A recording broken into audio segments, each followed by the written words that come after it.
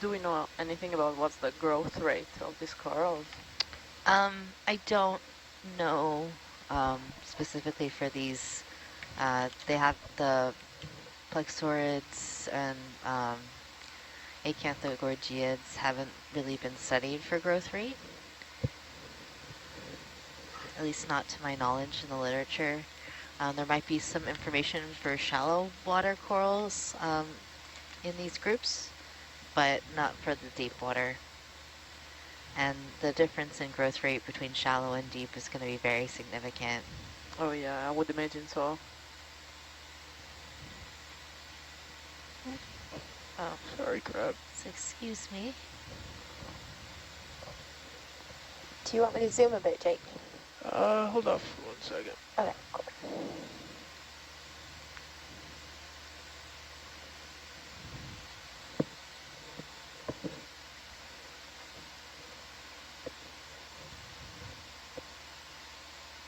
Okay, pushing a bit there. Yep.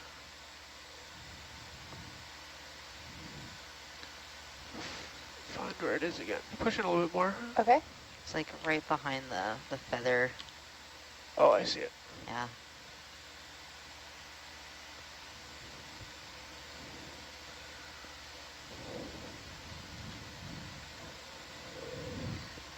Don't look at me. Don't look at me.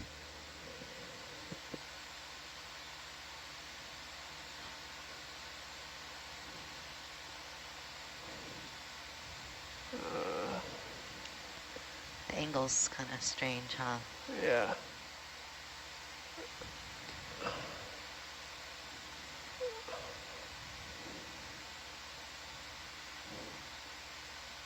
Oh.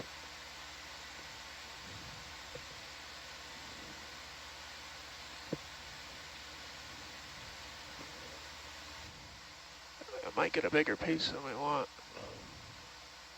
but I don't think there's any way around it.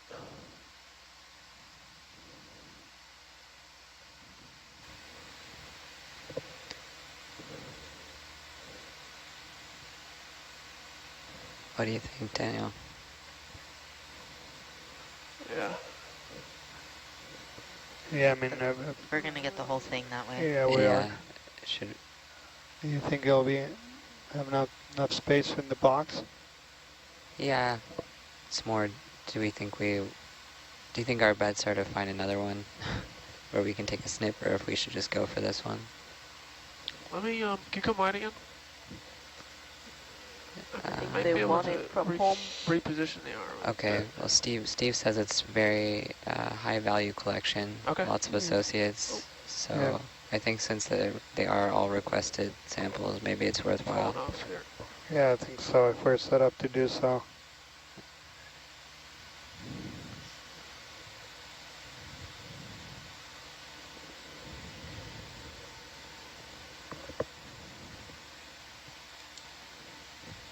That doesn't help. But yeah, I think it's probably going to be the base. It's going to be very hard to clip that side branch.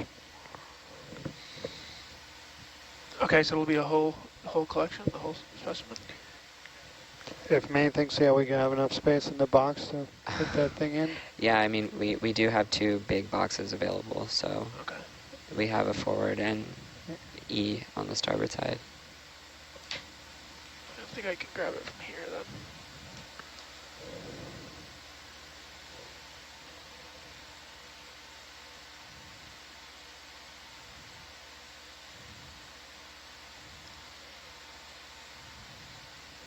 Jake, I'm just getting up for 10 seconds to do a temperature. Okay.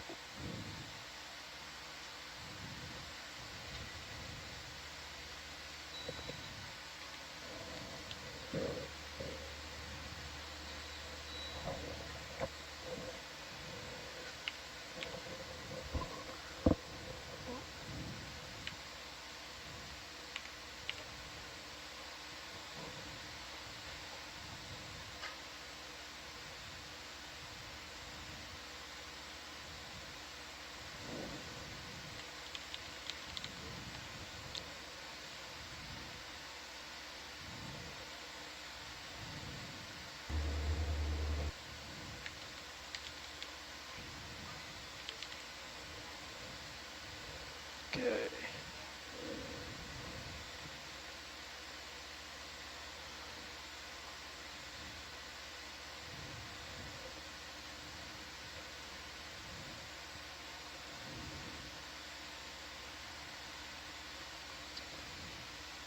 Maybe the forward is safer, or how do you feel?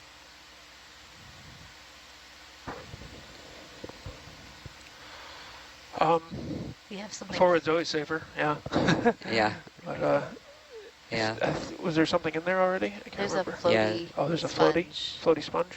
Well, my note is that it's very brittle. Okay. I don't have a note that it's floaty, but Oh, okay. it's in the omega side, so the lambda side is available. Okay. But maybe just come out slowly to see how Yeah. floaty it is. Yeah.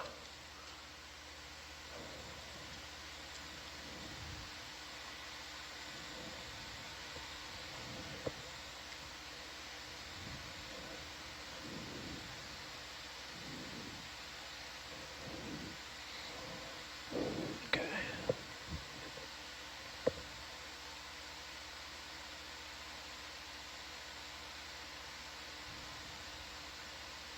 Gotta lower this.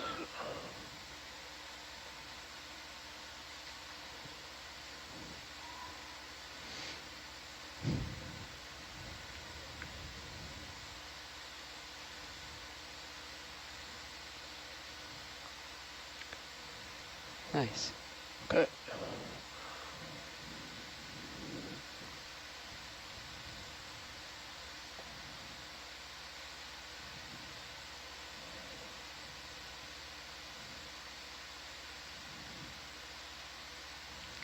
Oh, and the other associates, this crinoid is Crotella, and then there's an anemone called Amphianthus on this coral, as well as the Solenogastres.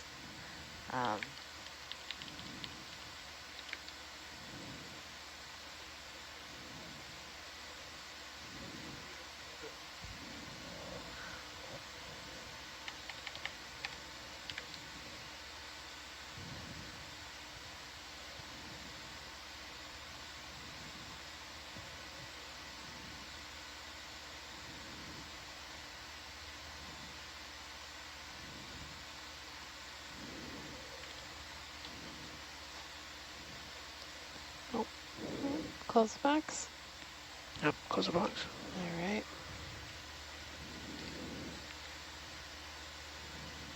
All right, well done. Nice.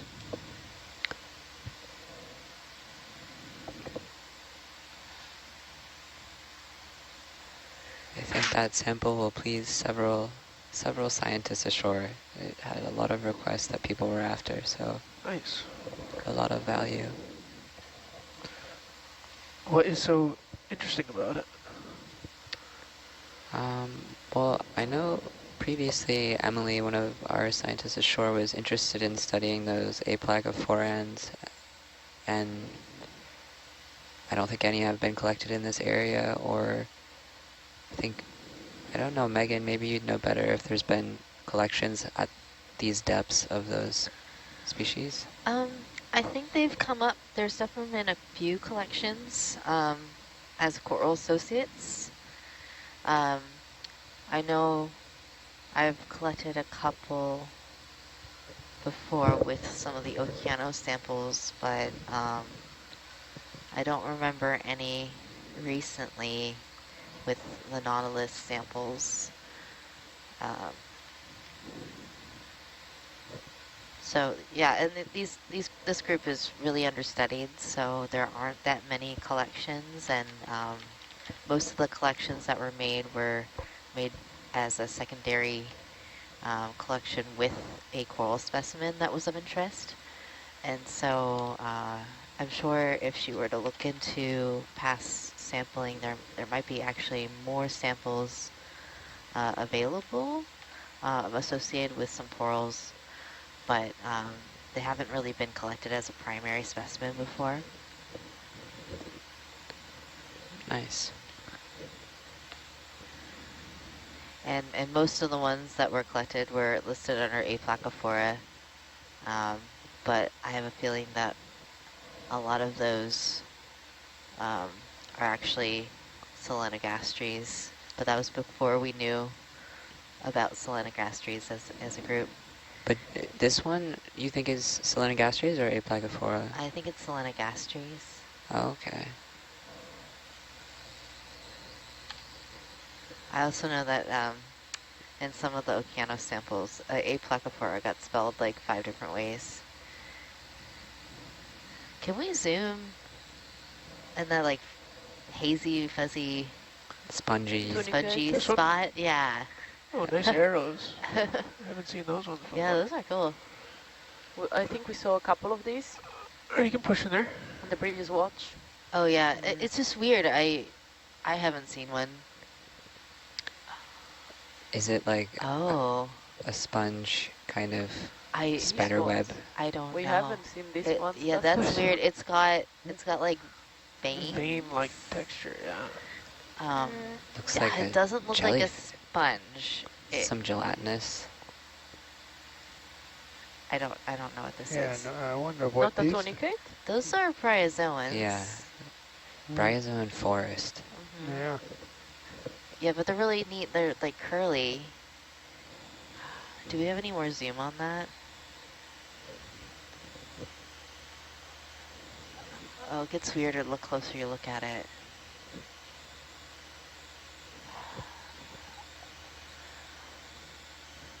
Maybe it's a tunicate? I think it is. At least the ones we saw earlier, they were looking the same. Jeff Yeah. said it was a tunicate. Yeah, I think it's a tunicate. Yeah, I think that's great. Nice. And then all the brachiopods. Yeah. Guys, do you see brachiopods around usually? Are they common? Yeah, brachiopods can be very common. The recent dives that I annotated in Alaska, the brachiopod populations were massive. It was like I was doing counts of 100 plus brachiopods because there were so many. Okay, cool. Thanks for showing me this weird tunicate. Okay, then come on.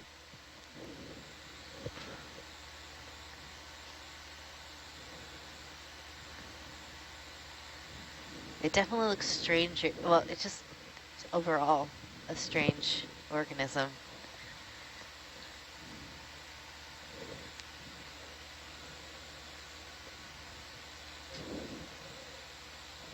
I also like that white branchy sponge. Those always have like really cool associates.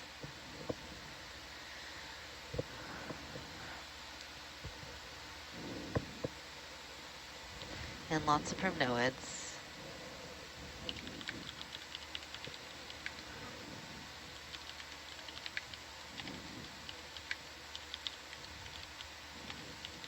Oh, there's a soft coral. Oh, I see that in the background, yeah. Yeah. Let's go look at that.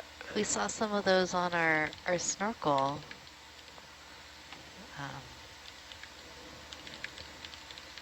Oh, yeah. It looks very similar to the shallow water version. Super similar. Oh, yeah. They're in the same genus, the Dendronephalia. Dendrophilia. Yeah.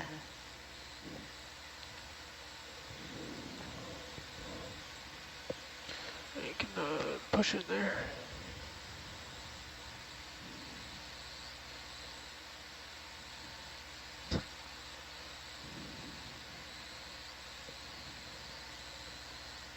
So it was really cool being able to snorkel here in Palau and see some of the cousins to some of the deep sea animals that we have only seen in video.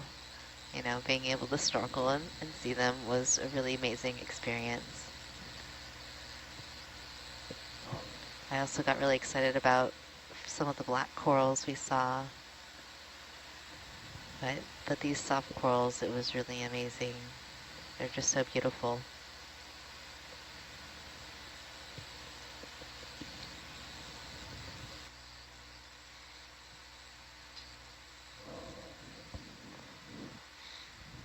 All right, come on. All right.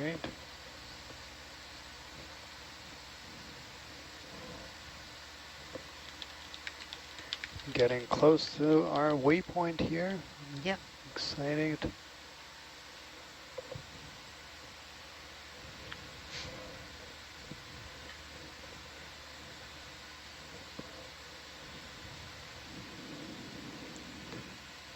What is that? Oh, I thought it was a chenanath, but it looks strange when it came close to the camera. Oh, there's a crab.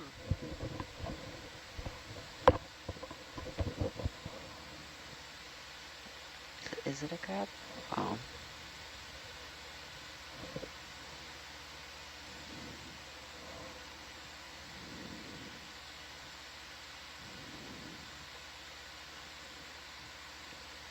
Push in there.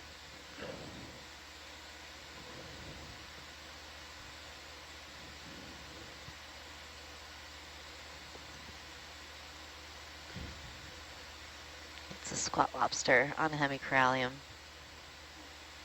Yeah, it just looks strange. I thought. Yeah, well, I thought it was a king crab Yeah, because I saw the pink and the legs and. yeah. That's great, Jake.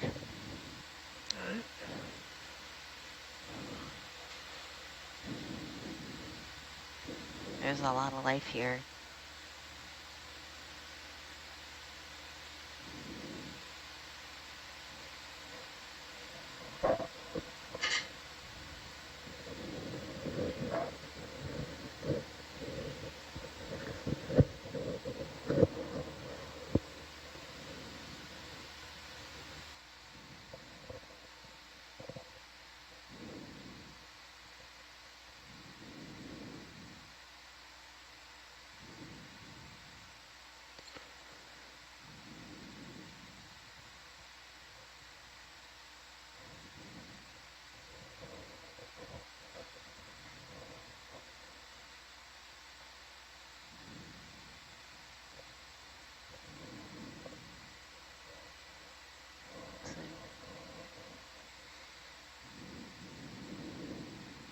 Fish. All right. Oh yeah. Fish, I think, just bottom left of screen. Oh. Oh no, not a fish. What is it? Is it a fish? No, it's not. Push a in No. there. fish. Okay, What is move that? on. Okay. Yeah, no.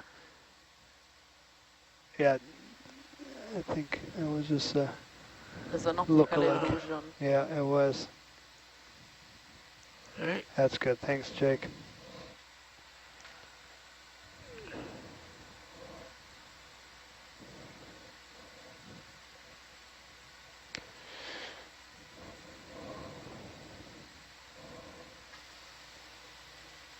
Oh, that's a crab going around down there. Yeah, yeah, one of those homolids with the anemone. Oh, should we look at that? Yeah, quick stab soon. Yep. You can push in there. Yep. Perfect. Yeah, they're fast. This is Lamoha. They have the little anemone backpacks. Looks like a jetpack. Yeah.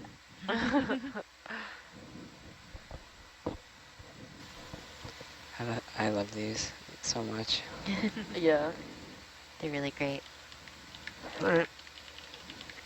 Back wide. Oh, there's a little a jelly. little jelly. Oh, baby We actually jelly. saw two jellyfish during the previous watch. They were both very beautiful and very small, like this one. Yeah, yeah, they're really tiny and hard to follow. Just blooping along.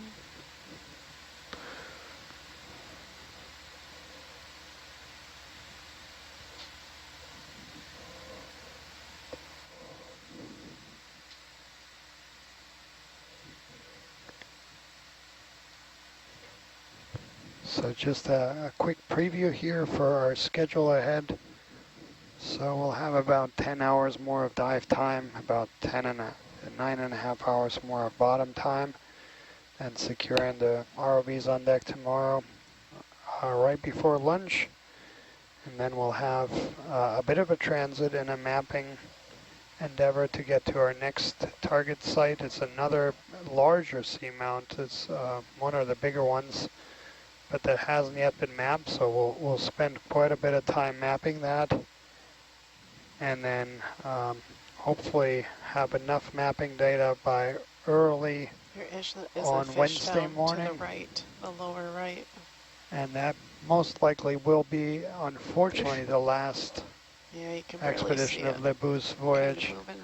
to. You can more see the shadow of it. It's probably an Oreo by the look of it. Yeah, I think you're right. Mm-hmm. Saw like the flicker. Mm-hmm. Yeah, with the little flippy flappies.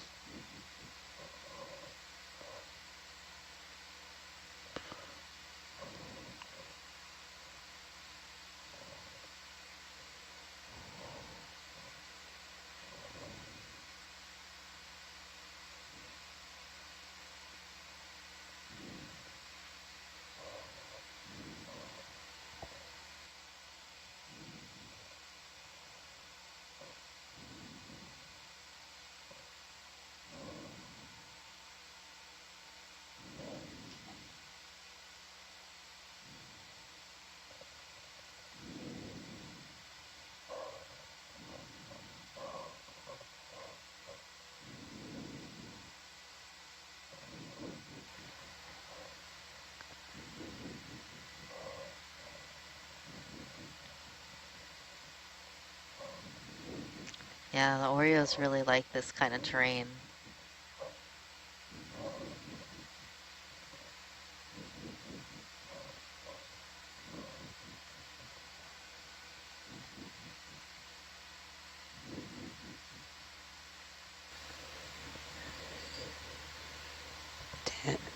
Daniel, were you saying that we have only one more dive?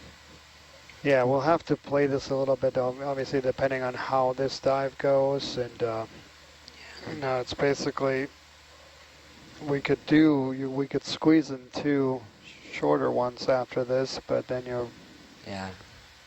you run into issues that, there's so much time spent on the descend and ascend. Of course. So it's basically, we probably could do a 20 to 24 hour last dive, or basically try to do 2 8-hour dives or so, because of all these areas are unmapped.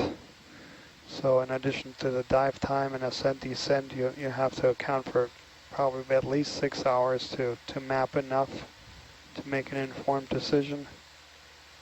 So we'll have to make that decision in the morning. Obviously we'll see how this dive goes. If it's truly remarkable, which I expect at the top. First, I'm really intrigued at what these topographical high points look like inside the caldera. And then at the very top, I expect we'll see some real gardens. More than this is already a spectacular garden. We cannot complain with the site right now. Huh? Yeah. Yeah, this has been really great so far. Sounds good.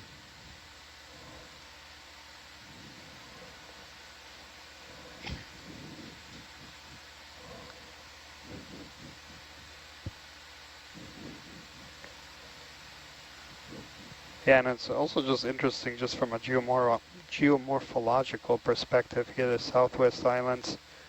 There's a whole bunch of seamounts that showed up on satellite altimetry, but they had never been mapped and never been explored prior to this expedition. Big dead bamboo coral here. Clearly see the bamboo-like skeleton with its proteinaceous black parts and calcium carbonate or white parts.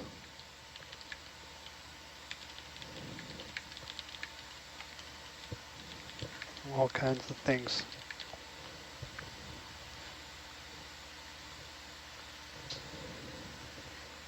Yeah, maybe one of those branches. What are we looking at there? I don't know. That's not bamboo. Yeah. It's something else. Yeah. Is it a hydrid? I mean, at the top it's definitely hydrid, but that particular sponge, that particular place looks... It kind of looks like a black coral.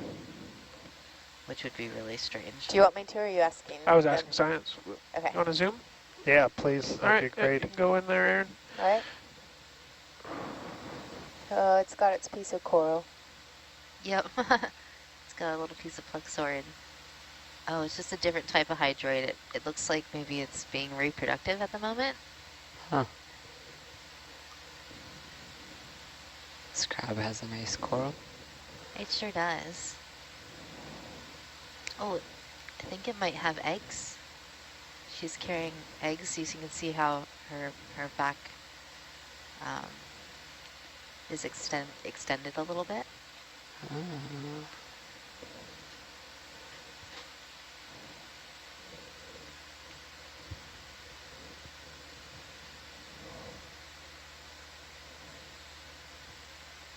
So crabs will carry their eggs on their pleopods, the sort of swimming like little legs that you might see on shrimp, and they have tucked underneath their tail.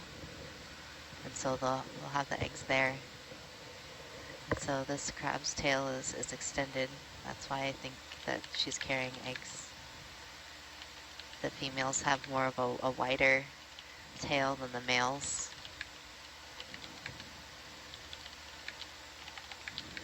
Is that an anemone? Flying crab? Yeah, big anemone. There's another one of these carrier crabs down here with this carrying the same kind of coral. Maybe they're friends. Yeah. Do both male and female carrier crabs carry things? Oh yeah, they both carry things. All right, that's great. Yeah, they have similar carrying styles on this. Yeah, they all have those modified fifth pair of legs that they use to carry things. Come on.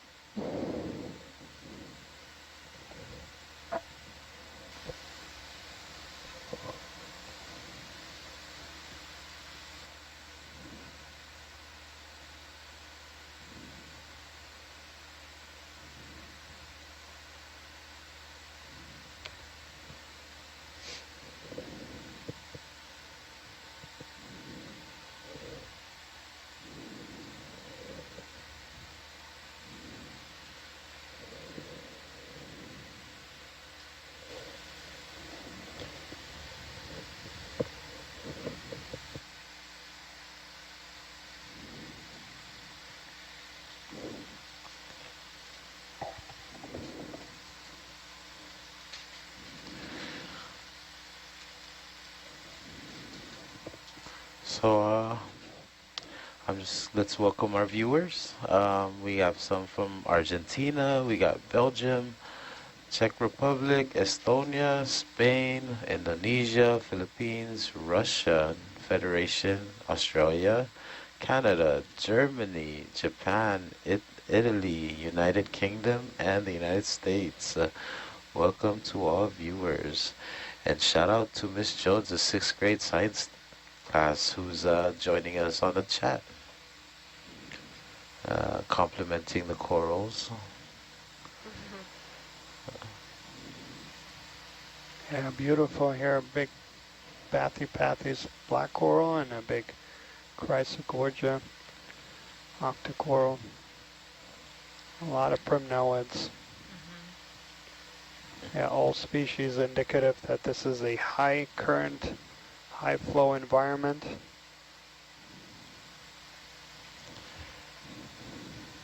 The fish that you saw earlier, was that a cocktail?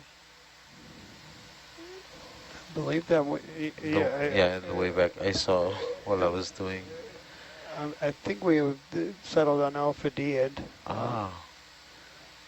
Cuscales.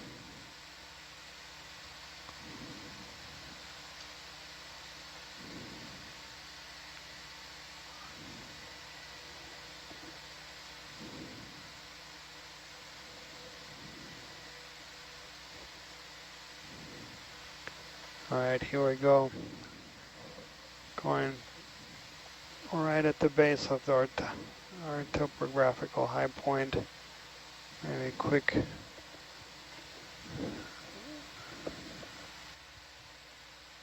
zoom there.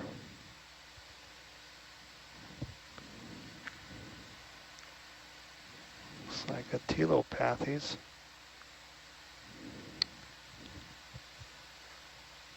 Yeah, can we, Jake, this, Oh yeah.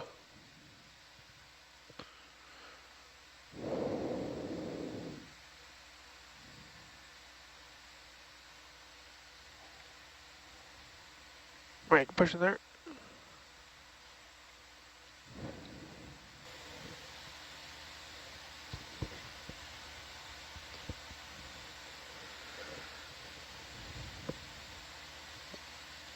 Is this a normal kind of branching situation, or was it like damaged and then started growing out? And yeah, this is, Steve is commenting on it. Maybe if Tina is still with us, we'll have her perspective on this. we saw, didn't we see one like this, like on a recent dive, where it had like We did. this like strange branching thing, and we thought it was maybe damaged, but Now we've seen a few. but now that have we've been seen like a few, this. so So it would be weird. Yeah, it could be something like telepathies. Yeah. I have That more was my zoom if you guys first want to go incline. closer.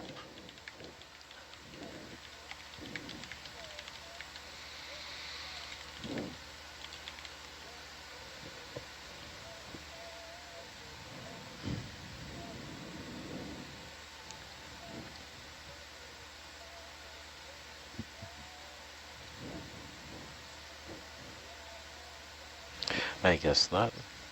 Yeah, I think from Doesn't look damaged. what I know from that description of that genus, that's basically what it looks like.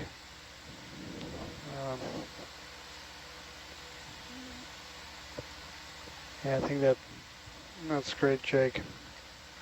Okay, ready to move on? Yep. Okay. Thanks.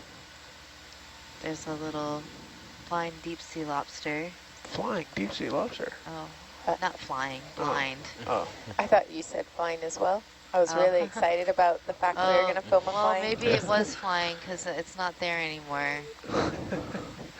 I saw it on the ground on the sediment next to those rocks, but maybe we scared it off.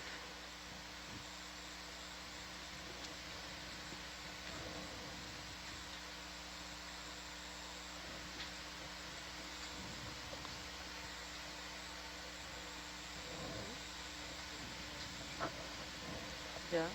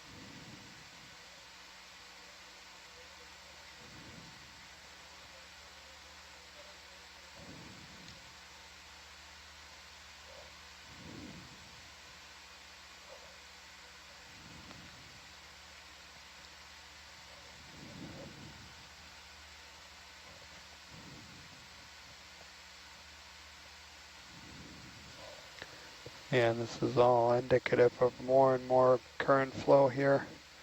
All these animals all perched up. Yeah, we do have quite a nice diversity. Yeah.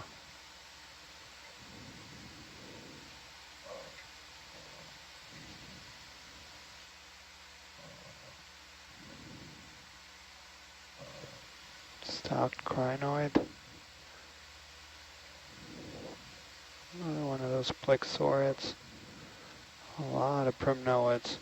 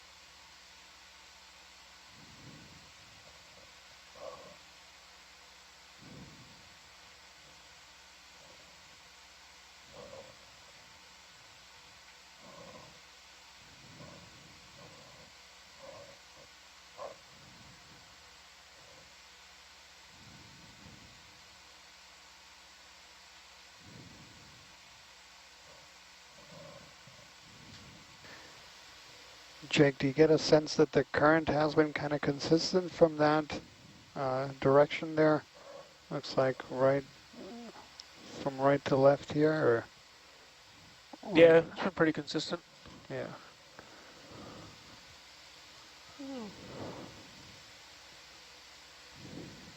Little fish in the distance, but it's down towards the bottom.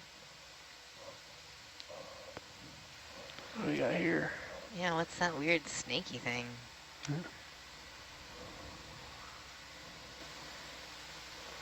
Fish A up log. there. It looks like a log, right? Mm. Or like a It does. piece of wood. There was a piece of wood you guys right in at the beginning of the dive came across. Yeah, we collected one that had everything on it, like literally Mm.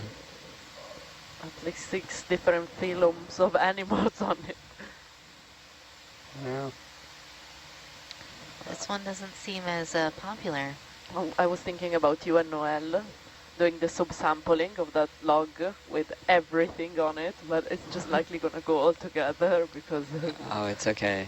that's what the It's- people gonna look like, right? The community in the wood. We've had I don't want to say worse, but we've had situations with plentiful associates.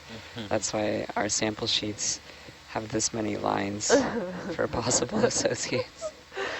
I feel like you're gonna have a lot of fun with that one tomorrow. Yeah, definitely. Yeah. Wait, is that a fish? Fish. Oh no, it's just like that black piece of something was wiggling, and I was like trying to make it into a fish. Yeah, Yeah. it looked like a fish for a second. Definitely looks like a fish.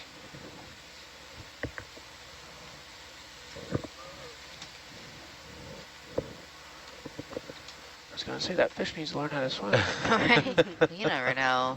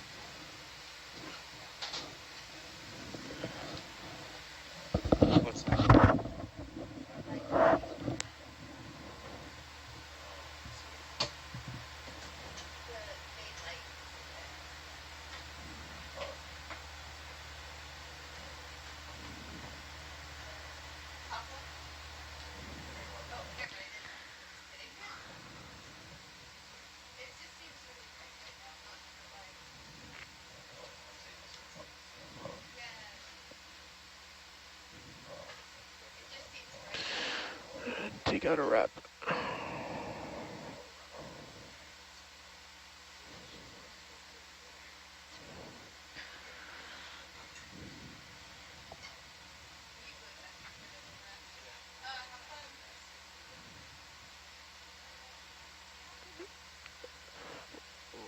What's next after this summit? Are we moving Oh, there's another one.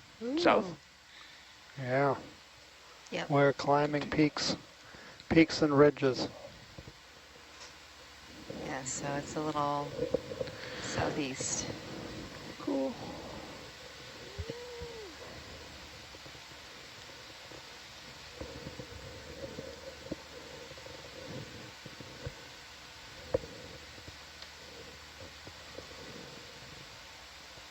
We welcome back here our eagle eye, our resident eagle eye, Elsie.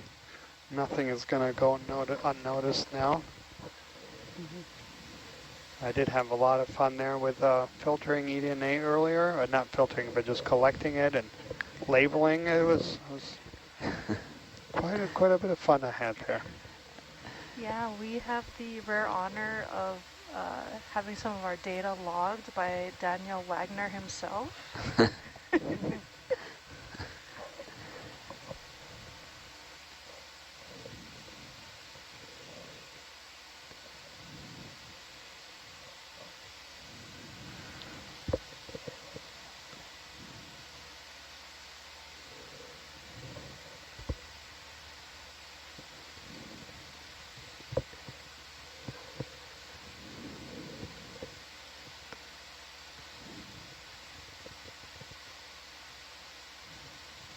Would you circle off to the right?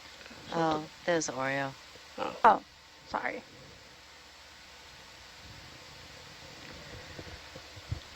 Good eye though. I would have missed that. So have we seen any octopi? Not yet. They were Okay. waiting We're for waiting you. for you. No sharks, no... Nope. No, but now you're here. We could manifest something, not we did. Yeah. No, I noticed from the lab that there were quite a lot of really beautiful corals. Yeah, maybe Yeah. a lot more than we had been seeing. Yeah, definitely. A lot of these sea vents, and I think it's gonna get. Yeah, if we make it to the very top, I have a feeling it's gonna be. Yeah, extraordinary in terms of the densities. Because yeah, this is very high flow, and I think the top is gonna be even more so. Awesome. So we're trying to get to waypoint 3. Yeah, I think that's going to be our next order of business. I mean, it's a little bit of a descent Yeah. and then go back up. I don't know what our best strategy is here. And then is the more pixelated area unmapped or? Oh, right here? Yeah, there's Yeah. a little hole in the data there. So we'll fill that hole when we leave.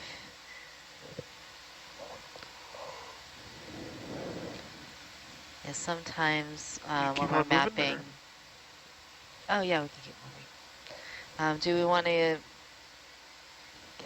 go straight to waypoint 3 from here? Yeah, I think so. Whatever you think is the most direct approach would be great too. Okay.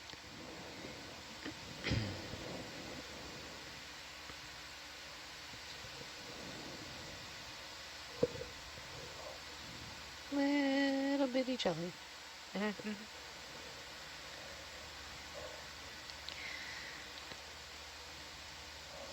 Are we going I have for a it? feeling all these rocks also would be sedimentary. I just, they don't strike me as anything. Yeah.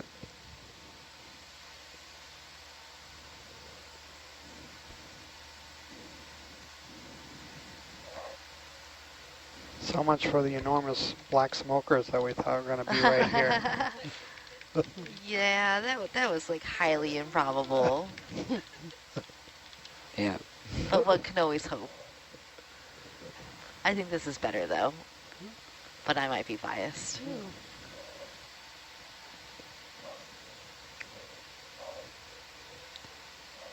Oh, can we check out this little fish? Little fish. Lower right. Sure.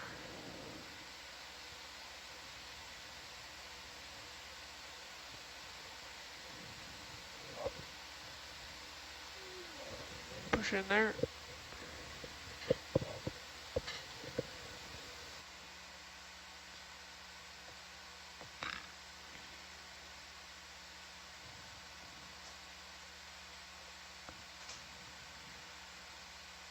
What is it, Jake? Guskill. That's a really cute one. It's a nice one.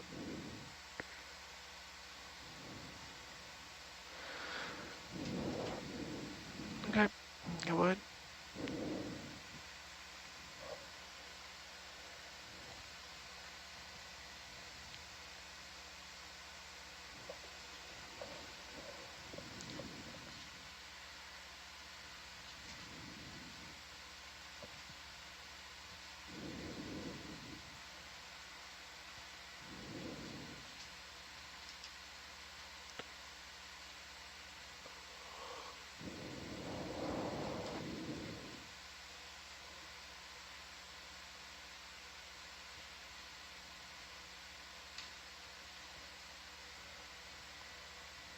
It seems like the top of this is flat, sedimented. Yeah. Are we right on waypoint 2 here? Yeah. Yeah. Okay.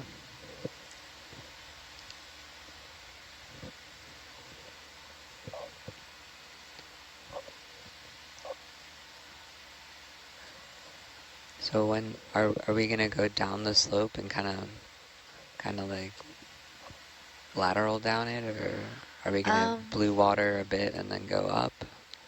I guess that depends on how steep it is. Yeah, it looks pretty not steep. So far it looks pretty, gradual. So Yeah, can maintain bottom. We went up the steep side. Yeah. This other side is a little smoother. cool.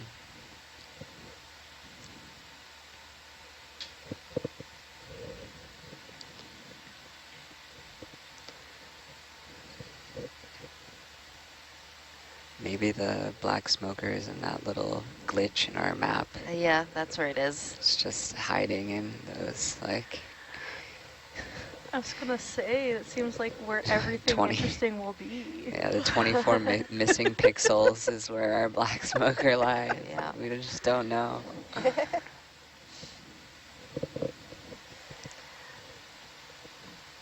So Lots this of seamount Oreos has here. a really interesting formation. Yeah. Do we have any kind- theories, or It collapsed. so it would have been a full conical? Yeah, most likely at one point it was a much larger feature with small cones in the middle, and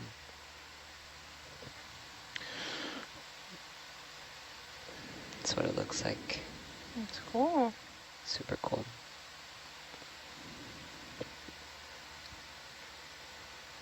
Yeah, and then I mean the interesting thing would be to map here to the northwest and see if you can find that missing piece. If that's like a slump failure, and you can see the Keep on debris moving. field from it Oh, further yes. up to the northwest. And if yeah. And if not, that I would suggest that would indicate some kind of more explosive event way back when. Yeah. But yeah, this is extremely old, all this terrain, very thick crusts, and you don't see no evidence of the basalt. Yeah. Very old.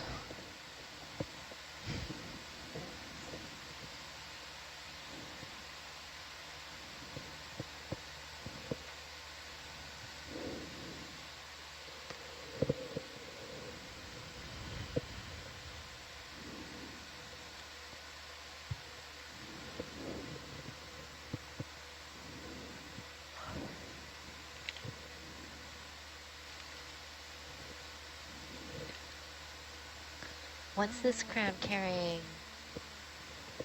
Looks like a tiny piece Piece of of coral. crinoid coral, I think, is my best guess. Push in. Yep. Looks like it's playing a harp. I think these ones might be my favorite as well. The Yeah. carrier crabs? Yeah, They just carry something Yeah. different. it's just so cool with their little backpacks. Yeah. I like to see what they picked out for themselves. They all pick something a little different. It reminds me of the birds that, like, collect. Oh, like the shiny blue Yeah. and make the little nest. And they kind of present all these nice little objects to impress their mate.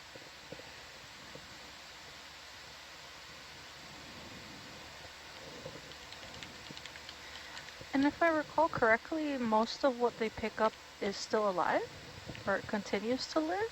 Oh yeah, Do you want me to zoom yeah. out? They do take a little clip of Sure. whatever, and it will, you Right. know, still continue to live for a long time.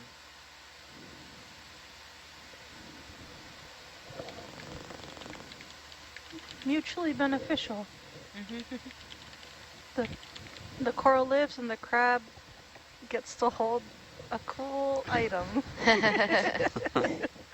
Did you said it's a different species that carries the anemone? Yeah, it's a different species that carries the anemone. Okay. And they always carry an anemone.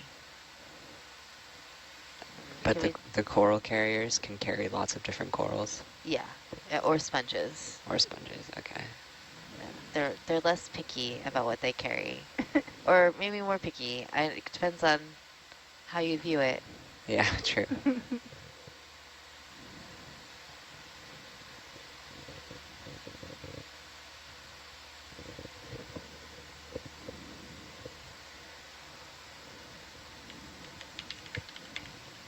So we have a question from the audience. What is your favorite thing to see on cameras?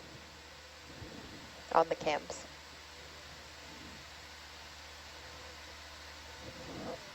Fish. Our favorite thing to see on camera was Yeah. the question. That was the question. Ooh.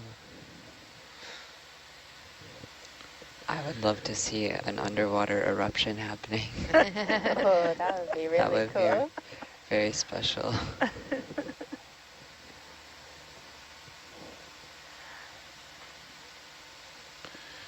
I think a fish is always exciting.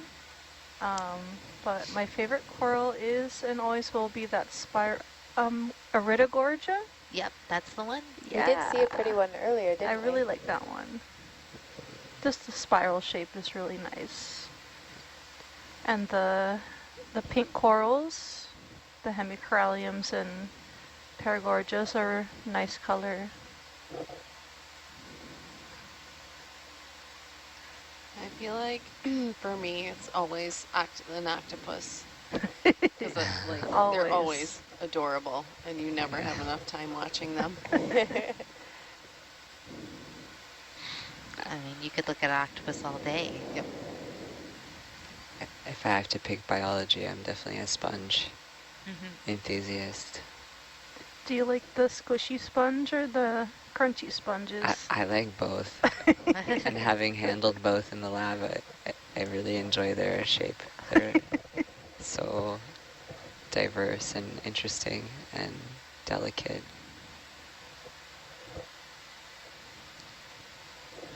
We've got a lot of really nice sponge collections on these 2 expeditions. So it's been great to see the diversity.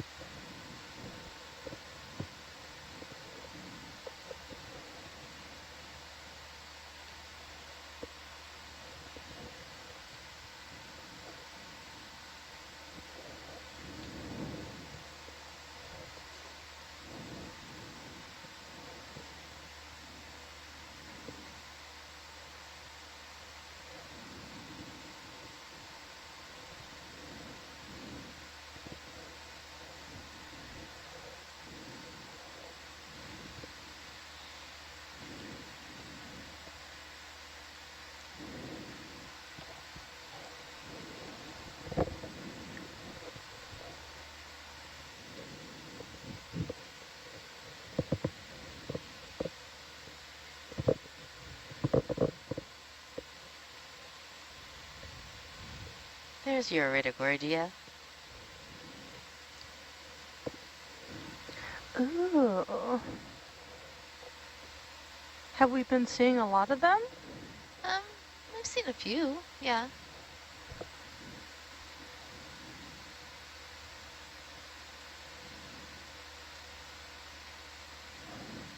Yeah, my favorite fact about these is that they're kind of like a windmill. They will just position themselves depending on what the current comes. They will just basically orient themselves where the current is coming, and then you see those whirls, and basically that will just guide the current into that whirl, and that's where all the polyps are, and they will then be on the downstream of the current and create these turbulent eddies, and that is a perfect environment to feed on suspension on any tiny pieces of food that are in the water. Really master of the currents. Yeah. As opposed to these sea fans, which are kind of stuck in place, and they have to be in the proper orientation with Can them. you zoom the yellow? Yeah. We This can is zoom cool. whatever you want It's like a that Jake says is okay. Tubiporidae. It's okay, no. You can zoom.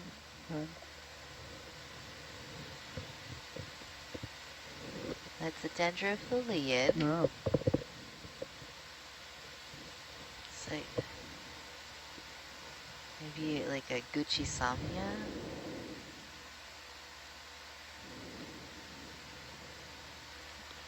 This is not one that I've seen.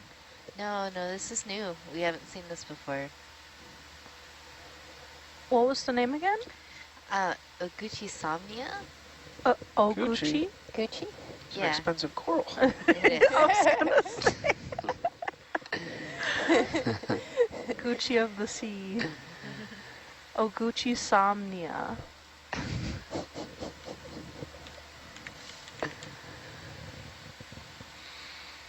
I like the bright color. Yeah, no, it's a good color. Yeah. Alright, come on. All right, coming on. If we saw one of those crabs carrying one of these, Oh. we'd Just know imagine. who's... We would know It that might crab. be too heavy. That'd be a strong crab. Fanciest crab in the sea.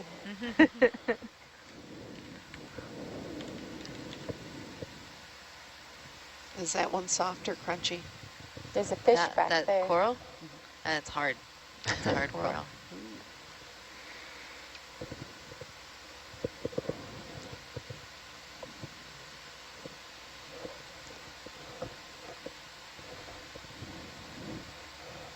Well, there's one of those metacrinus, the crinoids with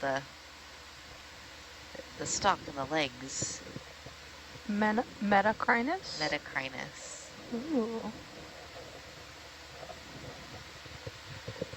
Does it use the legs for swimming or to guide food to its mouth, or do we know? So usually we see the stalk crinoids and they Fish underneath are you. sessile. They stay in one place and like adhere to a rock. But those ones have, there's a cutthroat eel.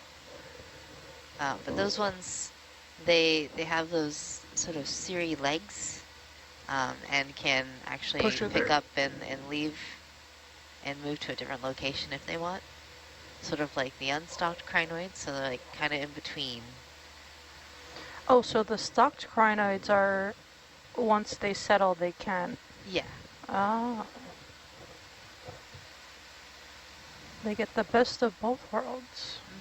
Yeah, like you get to be stalked and you can move. And you can swim away. The swimming, I don't know. But it would be interesting to see if they can swim decently. So this is a cutthroat? Yep. So this is in the subfamily Iliophinae.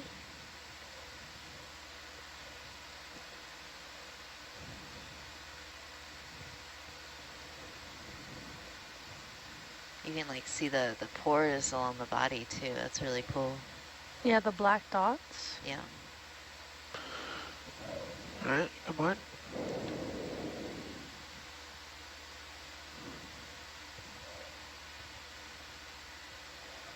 This is one of the fish that Jeff profiled Yes, he did. on social media. Is that Jeff and Max doing that? Fish facts? Fish facts together. Oh, look at that crab chasing Crab. on. Oh, We haven't seen one of cool. those. We saw a whole bunch of them in the baited camera views, but this is the first one we've seen during an ROV dive. So are they big scavengers then? They Ooh. are. They are big scavengers. they're they're fast. fast, and they Push in there. can be Yeah. a little bit feisty. Oh yeah. Gonna try and fight. Put 'em up. Hurt. Yeah. Oh. When they see other It's very crabs at fast. the bait, they were like having some altercations. Oh. It's moving. So quick. So fast. Very fast.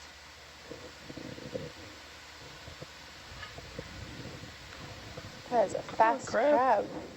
crab. Alright. Putting wraps in the tether. We got it a little bit in frame.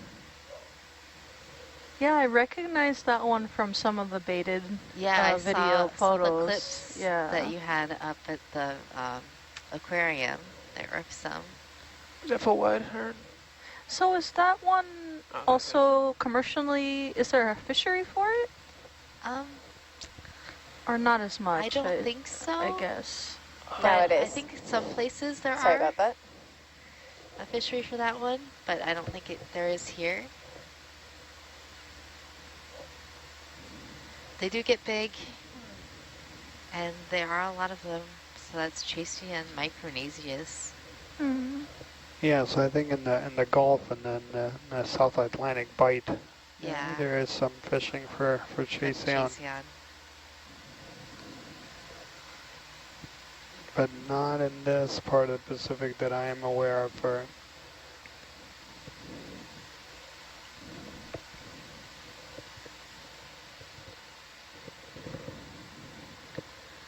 Golden crab Yes, is that's the common name Yeah.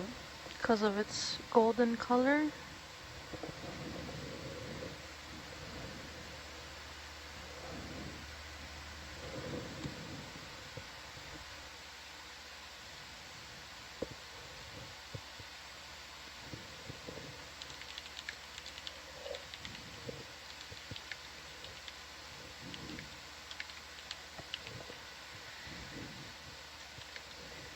Very straight line there. Yeah. That is Nice great. telestrator use.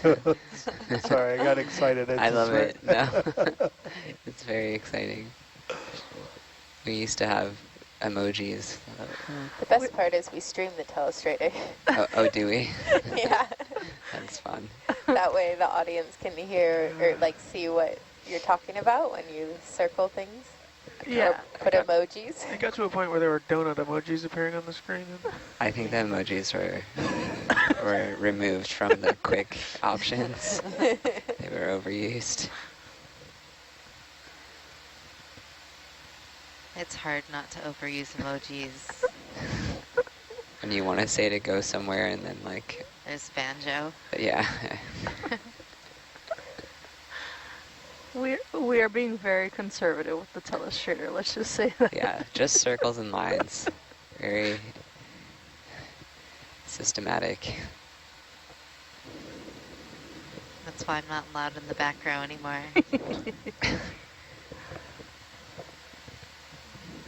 Let's do a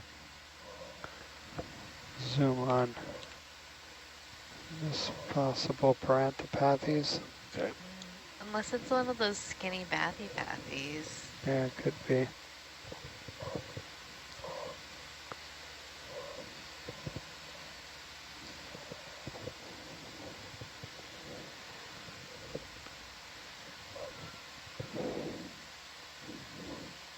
Alright, keep pushing there.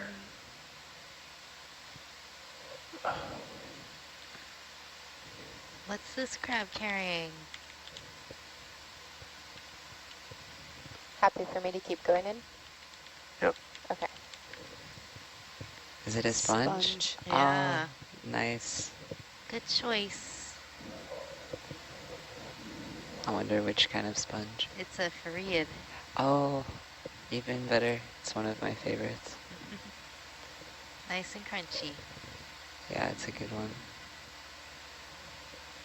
We've seen so many carrier crabs. We have. We've been seeing a lot of them. We need a carrier crab theory. It needs to be on our bingo card. I was about to say. All right, yeah, I think we... Wait, is this a bathy? It's like a tall, really tall one? No, paranthropathes. Nice. Or parantopathes, Tina says. Yeah, same family, different genus.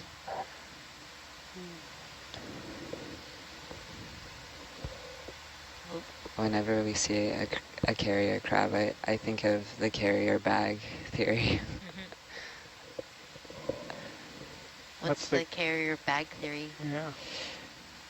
It's this anthropological theory that the first human tools or devices were bags or some sacks or something to carry instead of a weapon like a spear or a fighting tool.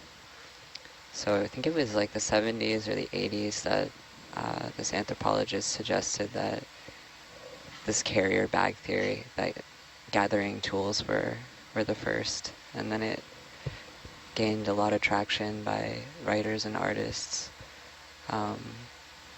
Ursula K. Le Guin wrote about it in relation to storytelling and how if we took more of a kind of carrier bag theory, it would center the hero as more of someone who holds life versus more the hero as someone who kills. So it's kind of interesting. Whenever I see a carrier crab, I always think carrier bag. And then I think about this theory, and I don't know. I like that. Yeah, and it kind of relates because these little crabs are always carrying something. I think it's more important to carry important things Than to have a spear. than to have a spear. I agree. The bag comes in handy way more often. Oh, Yeah. for sure. Yeah. I haven't once needed a spear. Well, except maybe on the ROV for catching fish or something. I feel like we, yeah, we use the fishnet more than we use the knife. Yep.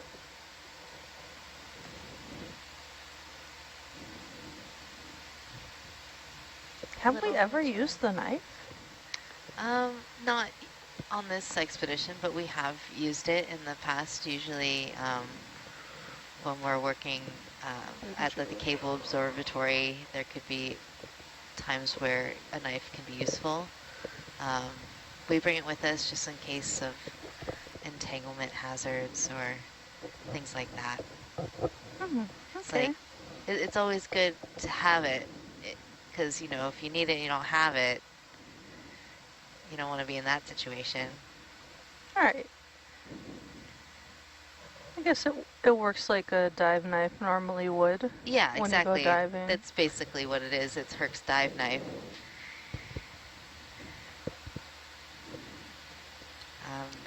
There have been times where we've had acoustic releases fail, and we've had to cut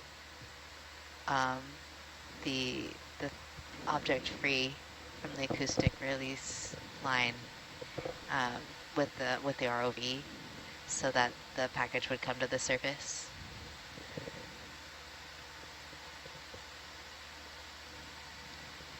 So that's always a very nerve-wracking thing to do, because you're getting close to something that wants to ascend, and if you're something that doesn't want to ascend, there's like possibility of entanglement.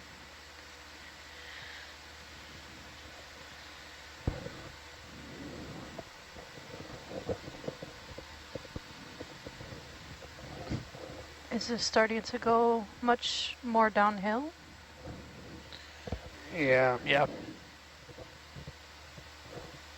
Yeah, there's a bit of a saddle here in between these next two waypoints. Both waypoint 2 and waypoint 3 were on a little bit of a conical topographical high point. It's a bit of a move here, about half a kilometer between this and the next waypoint.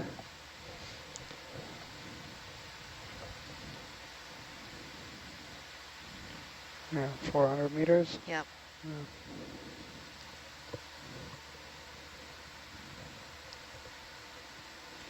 Yeah, but I have a suspicion this area is going to be heavily sedimented. Yeah, me too. think So so. we can probably move a little faster here so we have more time. Totally.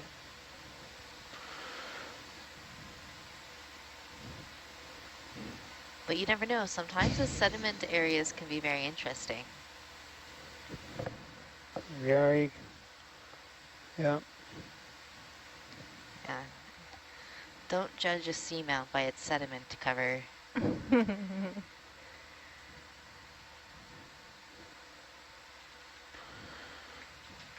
Well, I mean, that's exactly one of the reasons why they are also very interesting, is because they have such a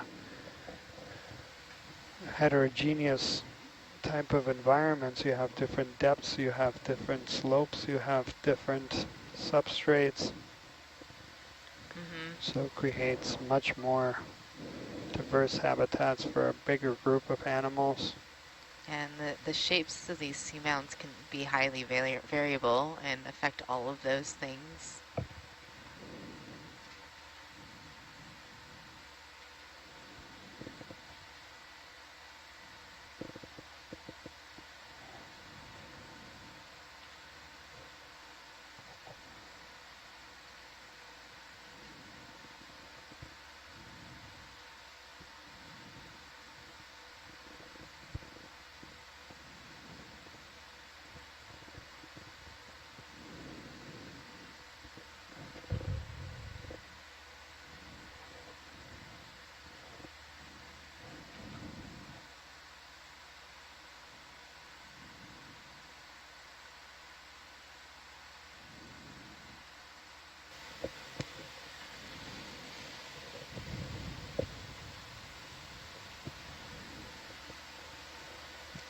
shrimp. Shrimp. Where? Oh yeah.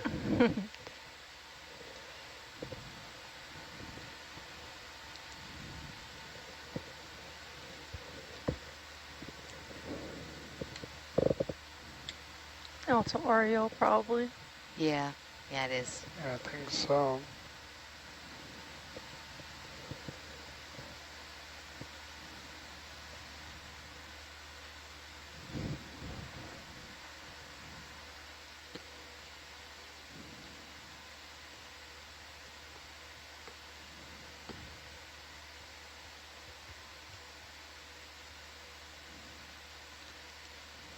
Sediment.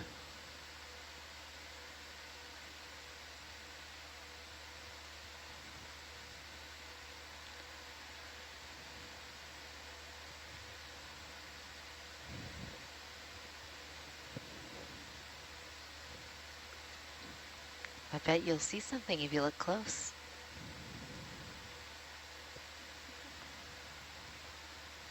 Fine-grained sediment. There's a fish.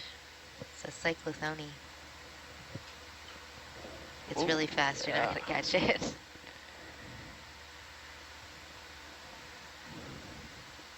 They're the most abundant vertebrate on the planet. Fish? The cyclothone. Cyclosone? Yeah. It's called the bristlemouth fish. They're a midwater fish, and the midwater makes up most of our planet. When I say midwater, I mean all that space between the surface and the bottom. Ooh.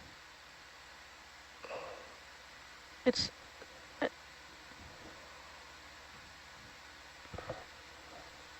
It's does it bioluminesce? The bristlemouths, I think they have photopores. There's a fish.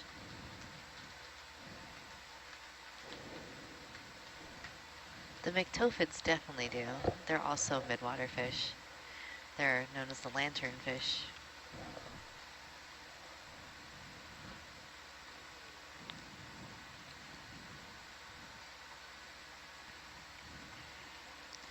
Bridge, Nav.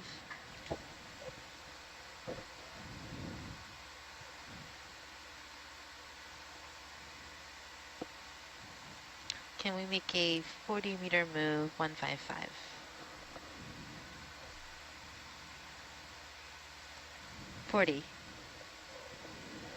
Yeah, thank you.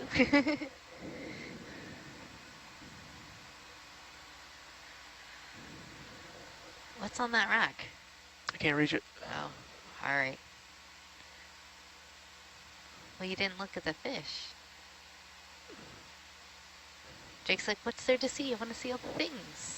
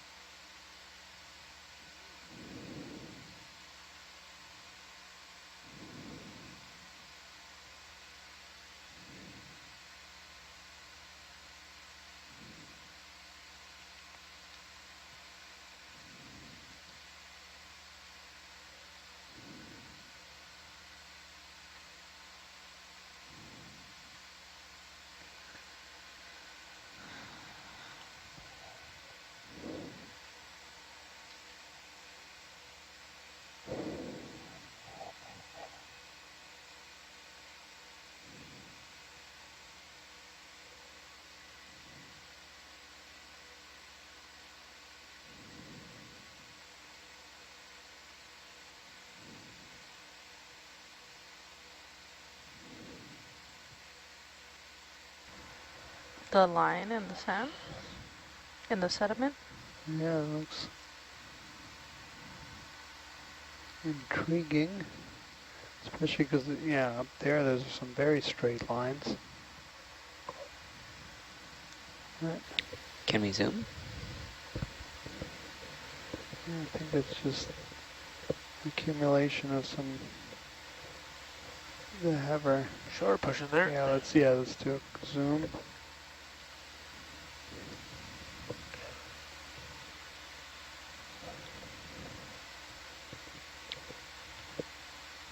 It's like a little bit of manganese crusting. Yeah, it looks like there's some rock below that sediment, and this part is just a little bit higher. Yeah. It's kind of strange.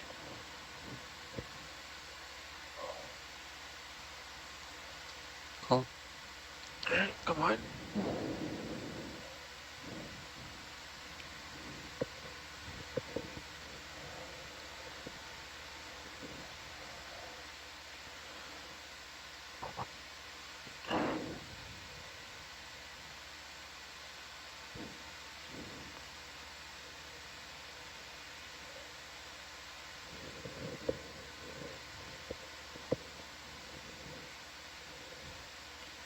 Oh, falling off the world here.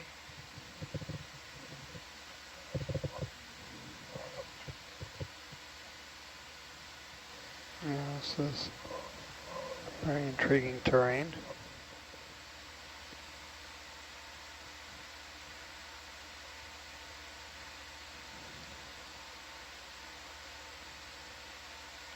Very different from the other side of the feature. Small fish? There's something.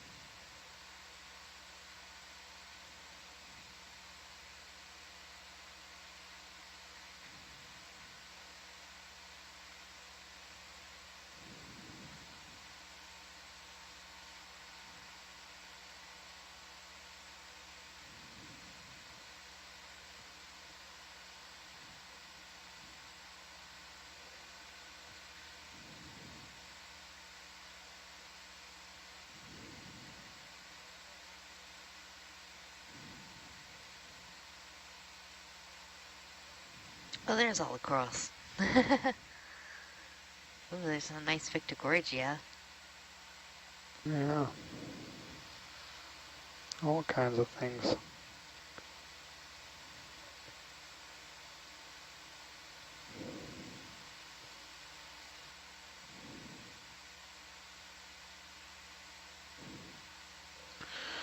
Wanna push in there?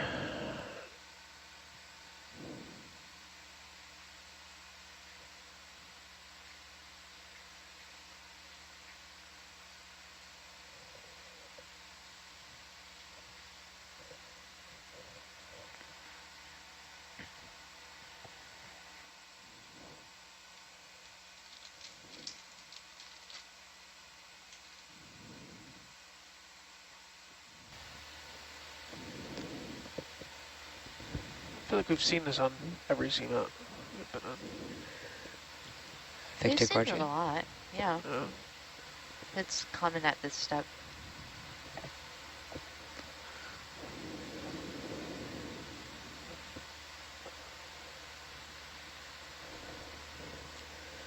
Alright, come on.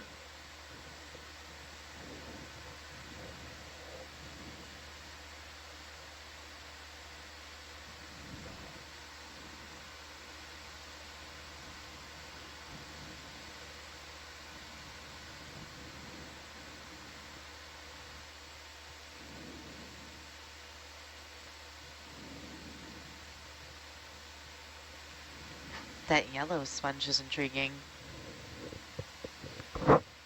The little one? Yeah, Oh, the big, the big one. Yeah. Big one. Well, none of the other sponges are yellow, but that one is. I think there's a fish in that hole. There's a fish in Could the be a hole. zoanthid on it, but we'll see. No, it doesn't look right for zoanthids. It looks too lemon yellow, which I've seen sponges of that color other places in the world. Oh, there's an eel down there. Yeah.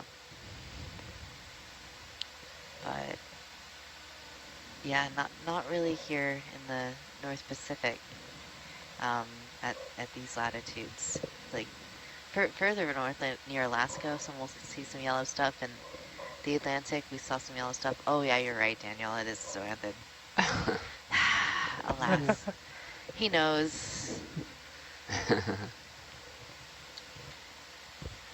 It got me. I was like, it's different. It's so cool. It's gonna be The great. battle of the brains. We do a zoom.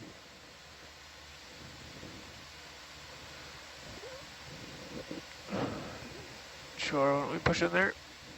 Yep.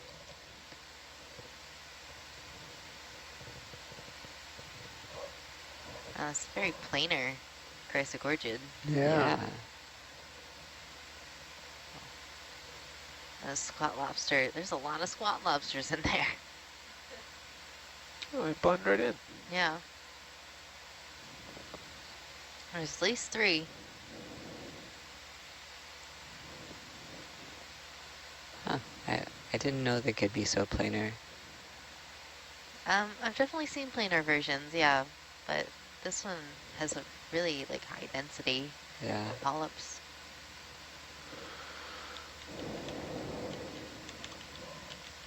I've never seen them be so planar yet also like so 3-dimensional at the same time. Yeah. All right, come on.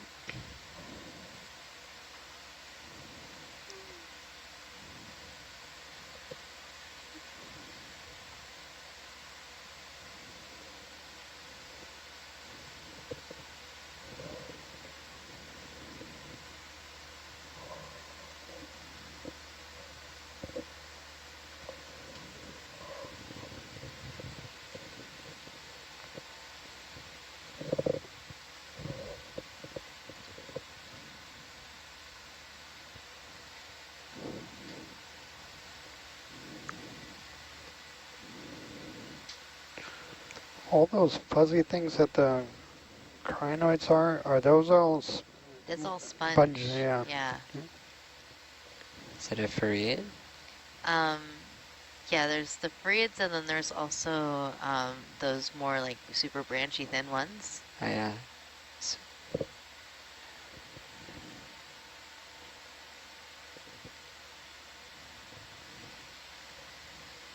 This was a nice cliffy surprise after that sediment. Yeah, yeah. It was like went straight down.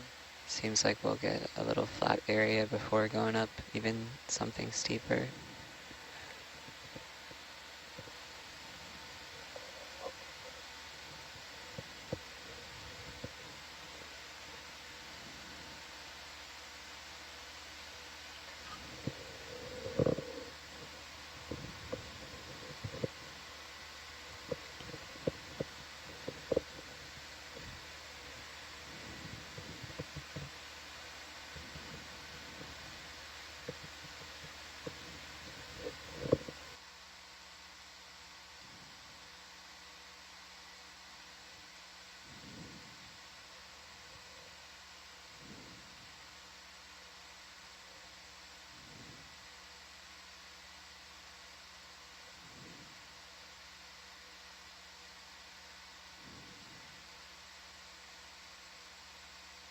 Yeah, I think this is probably the most diverse dive we've had. And this Yeah. has been really good so far, Yeah. and it just started too, you know? Yeah. Got a lot more to go. There's Elsie's friend. That one has a big spiral.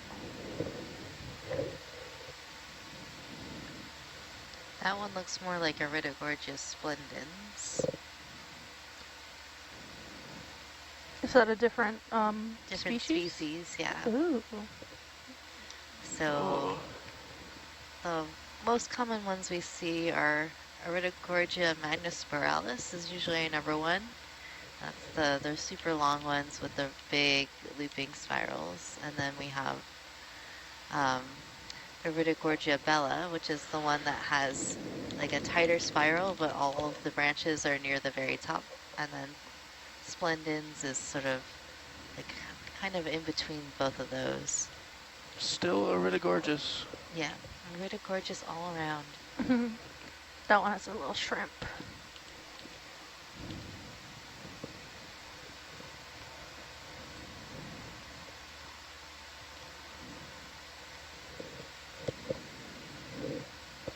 Are we ready to leave this rock?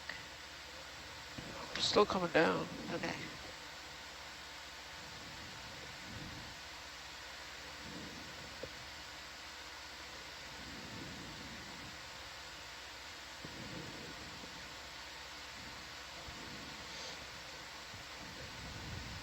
Bubblegum coral there.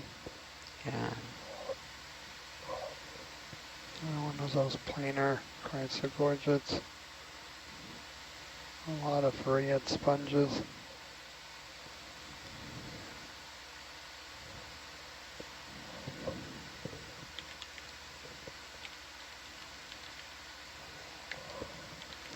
Some unbranched bamboos.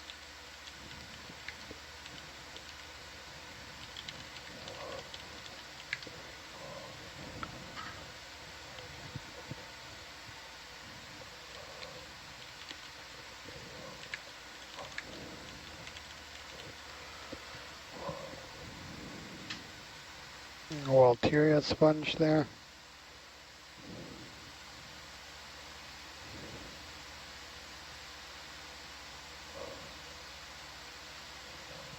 All right. All right. Oh, fishy. Just a starboard a little. Oh, looks like it's up.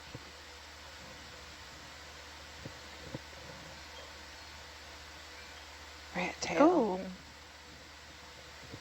So that like it rat doesn't have a tail type tripod? with the long. Tripod? No, this is a macrurid. Bathygatus. Bathygatus?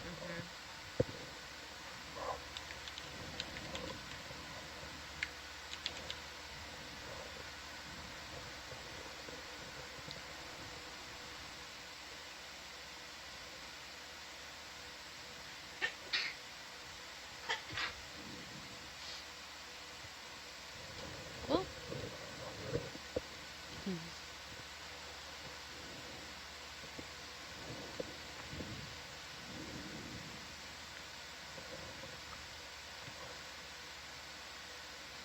Saw a couple more fish in the background while we were following them.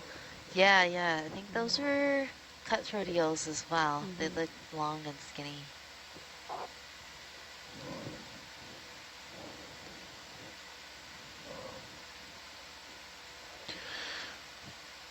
Usually going downhill doesn't work, but that was pretty good. Yeah, that wasn't too bad.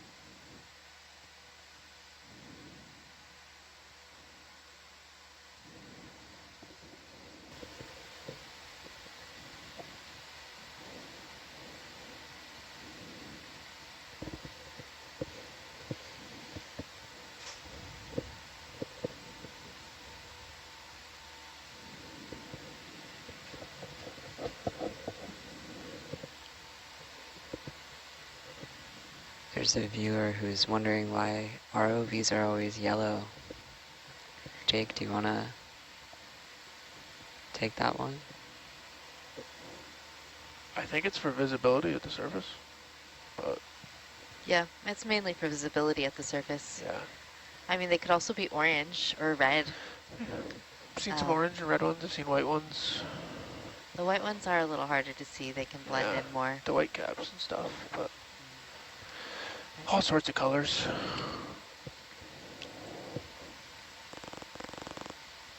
Just not blue.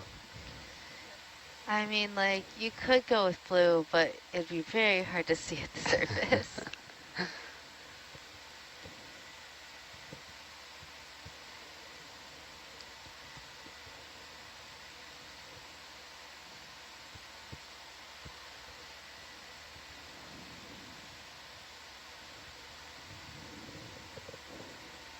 Yeah, warm colors do seem to be a better choice. Easy to pick out. You don't want to lose your vehicle because, you know, you just couldn't see it. It's like why your life jackets are... Yeah, while your life jackets are orange or red, it's a lot easier to see.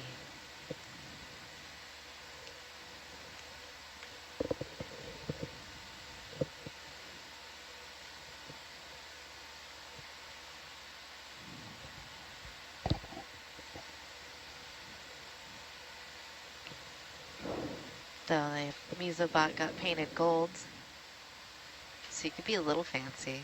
That's pretty fancy. It's pretty fancy. That's like if you had the Gucci. Yeah. Jake, do you get a sense that we're now going into the current a bit?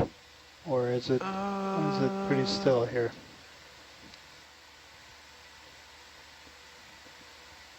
Maybe a little bit, but Yeah. not much. There's not much current here.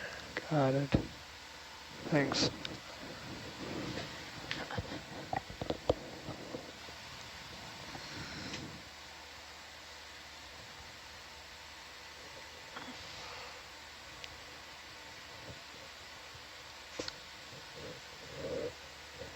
So early, yeah, we had a pretty defined west, northwesterly kind of current coming from that area. Here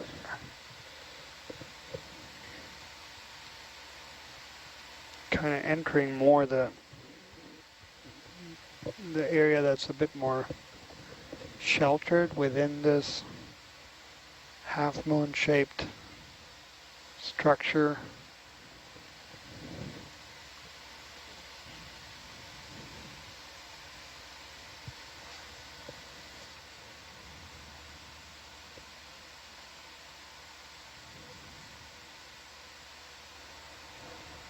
Coconut Could or a be rock? coconut-shaped rock. Yeah, I think you're right, it's a coconut. We've seen quite a few of these deep-sea coconuts. Yeah. You know, it wasn't until American Samoa that I'd ever seen a deep sea coconut. And now that's like really common. There's going to be someone really confused watching going, what? Little fish. Or is that a fish? The red, that was mysid. Oh yeah, that is a fish. That's another macorid, There's a couple of fish. a rat tail. Yeah. One here on the left as well.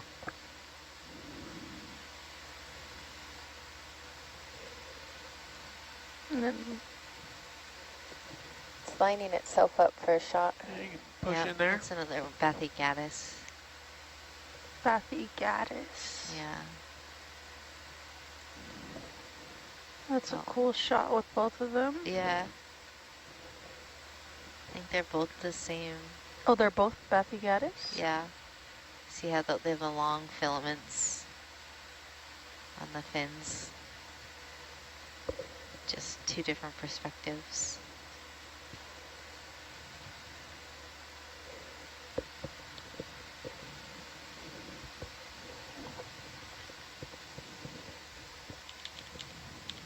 Coming wide? Yep.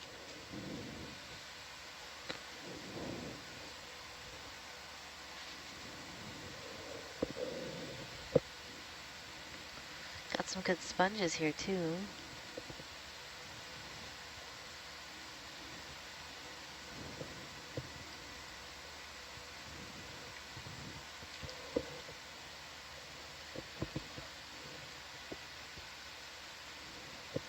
A dark spot? Of the HD.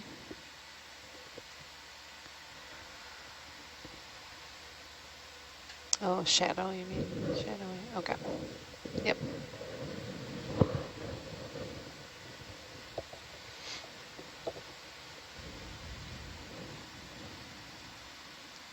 That means we'll definitely see something cool. We've got a dark spot. Oh, I see what you're talking about. Yeah. Yeah, it's weird.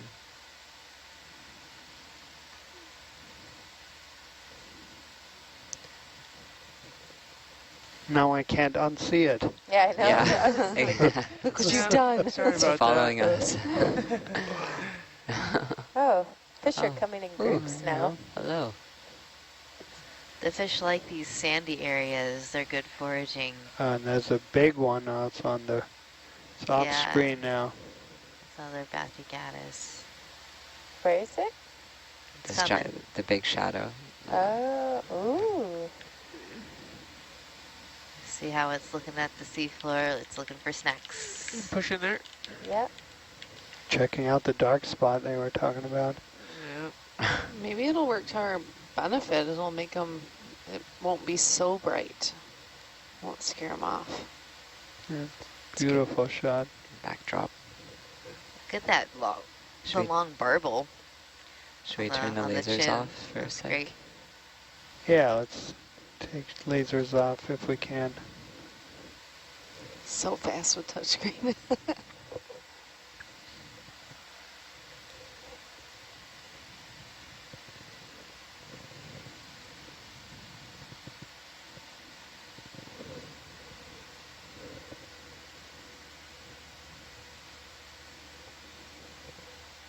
I really enjoy seeing these ones.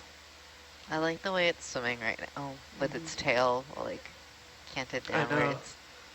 It's very cool.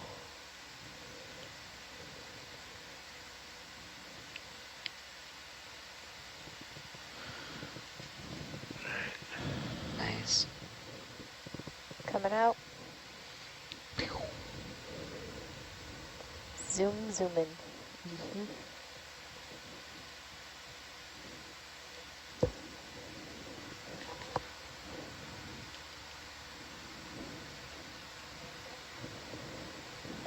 I enjoy a good fish. There's a lot of good fish. Oh, here comes another one to port. We love this. That one has It's a little behind us now. That's all right. Was it a big fish? No. Okay.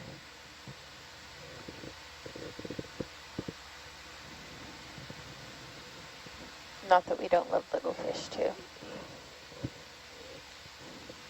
Get back on track. So you said they're hunting Oh, there's here. the Chesion crab. Maybe this one will let us look at it.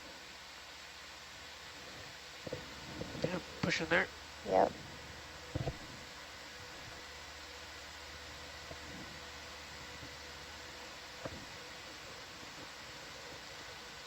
Nope. At least we got a better look. It was like, nope, not doing that.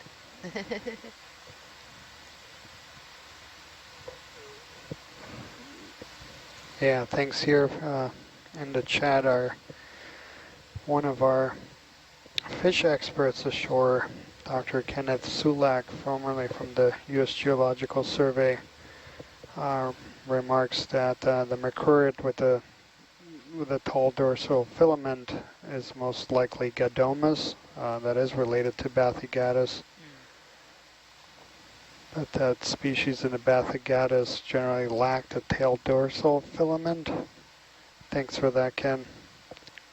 Cool, I didn't know that distinctive, that like small detail.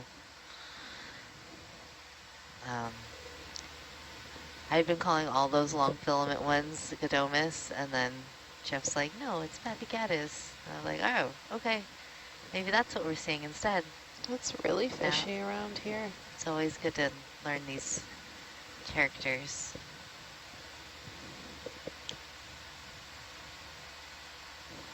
Another piece of wood? Yeah, I think so. Or a There's a dead lot of 'em. sponge. Looks like wood.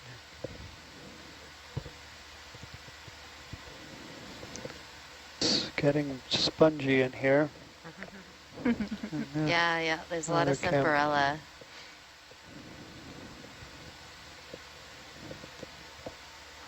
One question from our Nautilus Live viewers was about pollution in the deep sea. And it's nice that we haven't seen very much pollution here, but we have seen some coconuts and sticks, and We saw that one beer bottle. Yeah, I that did dark see one. one beer bottle, but definitely pollution impacts all parts of the planet, including the deep sea.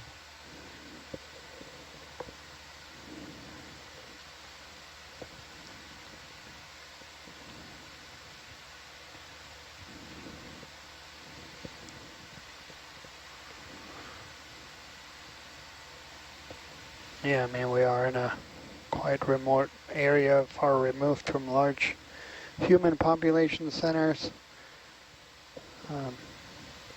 The islands here, the southwest islands, just have 100 people or so, and far away from the main island group, and also not heavily populated. No commercial activities in this area. Offshore, all protected through the Palau National Marine Sanctuary. Yeah, let's take a Oh yeah, let's look at this one. Yeah. Seems bigger. Coelurynchus. Was this the one that they Push wanted in us to slurp before? Yeah. Yeah, this is the one. We still have the net. Well, if we could catch this fish, that would make Jeff's day. Jeff is always happy about any fish. Yeah, but like this one's been bothering him. It's been eluding. I really like its face. I know, it's really adorable. It looks almost like a Pokemon. It should be a Pokemon. And it's coming closer! Oh no, I'm too close. It's like, you want to catch me? Yeah, gotta catch them all. I think a lot of the Pokemon are based on deep sea creatures or animals. What did you say? I think a lot of Pokemon, Oh, Pokemon. that I've seen.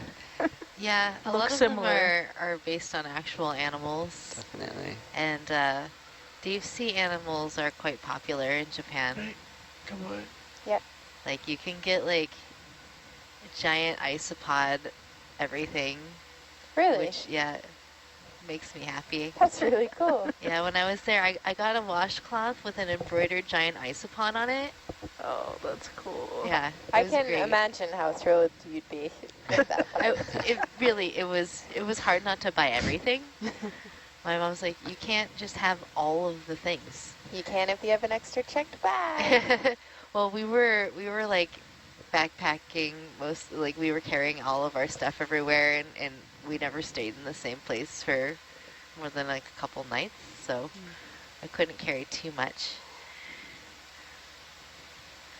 And also didn't want to be rude on the train with like ridiculous amounts of bags.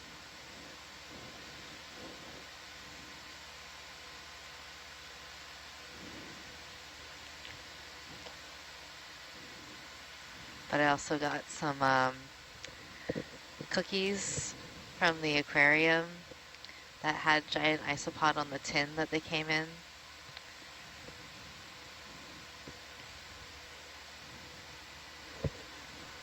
What flavor were the cookies? They were like a shortbread cookie. Ooh. Yeah, they were really good. Is this another one? Yeah, that's another of the Coelurynchus. Looks a little smaller. We kept seeing these in like super high abundances. So it's good to know that they're Oh. here. It's still pretty big. It's still pretty Too big to slurp. They're fast. I wish we could slurp it. We need a little baby. Yeah, well, what we need is more beans on the section.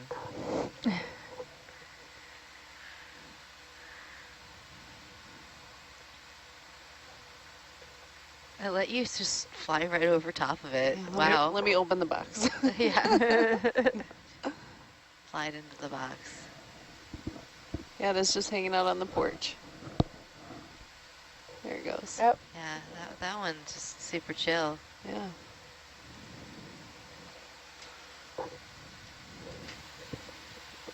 What do you think the shadow is from? I think I bumped a light. Oh, you bumped a light. Okay.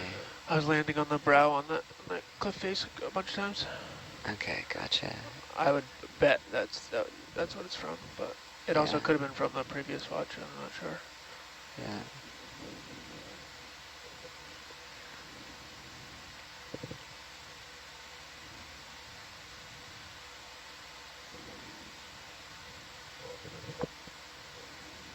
It's so adorable. I know. I love just its want to face. catch it.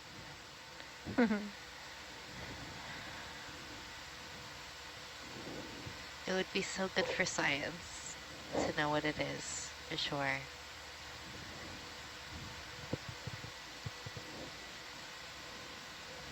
Oh, it wants to come with us. He's getting spunky now. Giving us a tour. This way.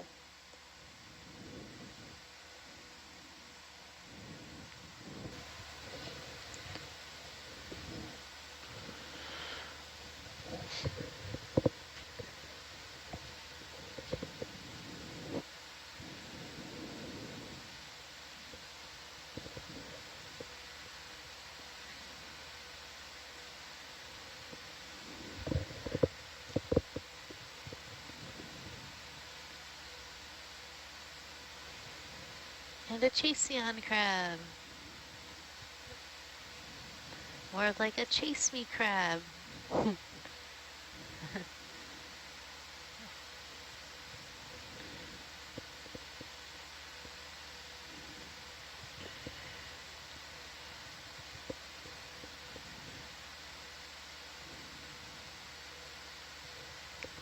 All right, pushing Oh, quick.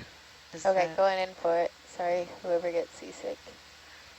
Ah, we got you. Gotcha. All right, come on. You could like feel it. Yep. Looks like we might be Felt the coming up zoo. to another little area here. Yeah, looks like we're approaching the foot of the next little hill inside this caldera. Lead the way, crab. Lead the way.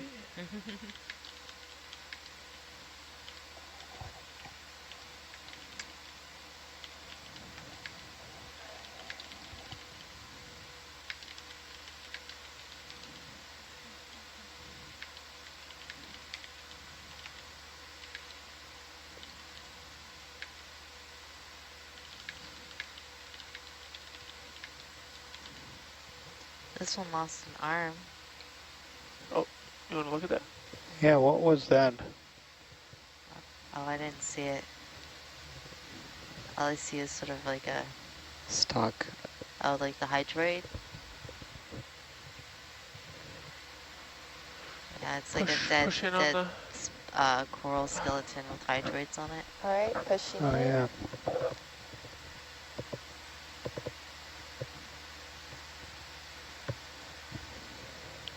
Perfect, yeah, thank you. Come back, bud.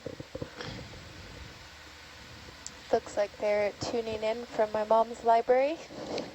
Oh, hey. Oh, Hi, Mom. Hi, Mrs. Hello. Rainey's class. Hi, Mrs. Rainey's class.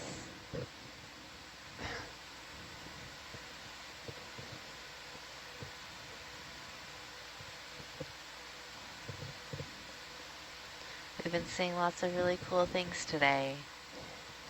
It's been good, hasn't Yeah, it? it's been really good. It's pretty fishy.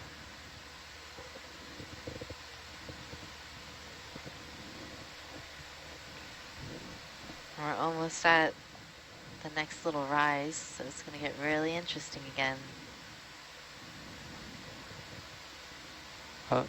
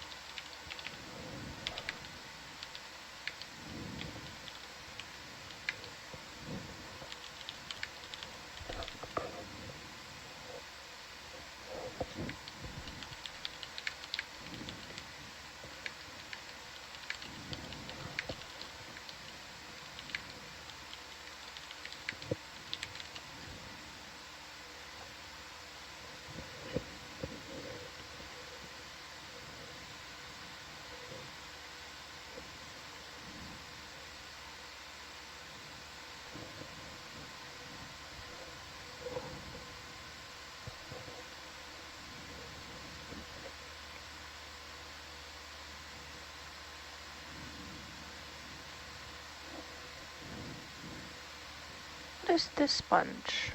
That's a Faria near Oca erecta. Faria near Oca Erecta. erecta.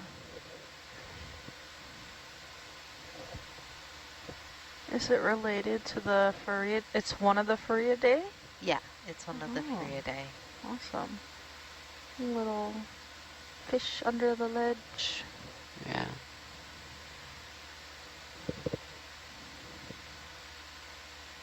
Is this sponge alive?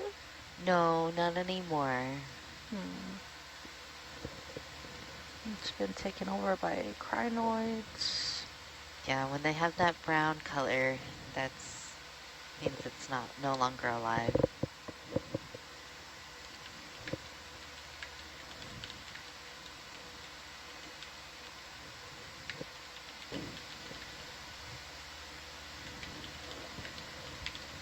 There are a lot of things.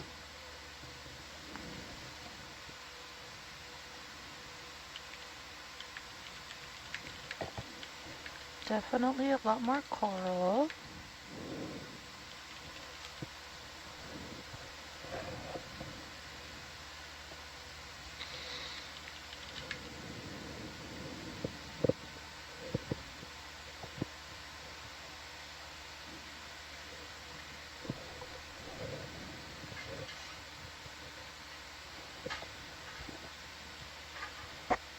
What is this one? Let's take a look. Looks a little bit different. It does look different.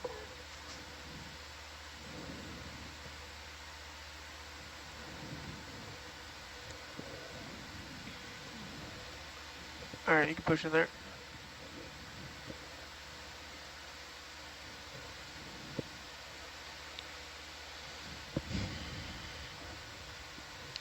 Is it a... Oh, It's a Paragorgia. yeah, with those smooth... With the polyps. Yeah, Yeah. we saw those on another dive. All the polyps are retracted.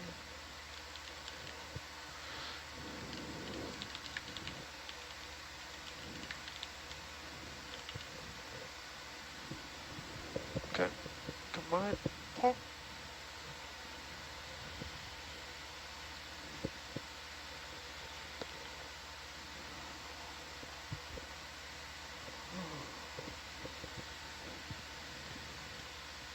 Almost... Guess we're... Oh, it's our range to waypoint 3.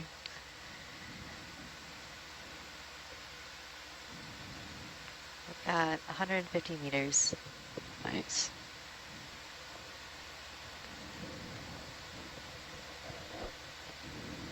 I'm really curious what will be at the top. Yeah. The last one was pretty cool, so this one should be pretty awesome as well. Yeah, but and the rim, like the tippy top. Yeah. I'm like, Oh, yeah. that'll be super cool. I'm excited to see that part.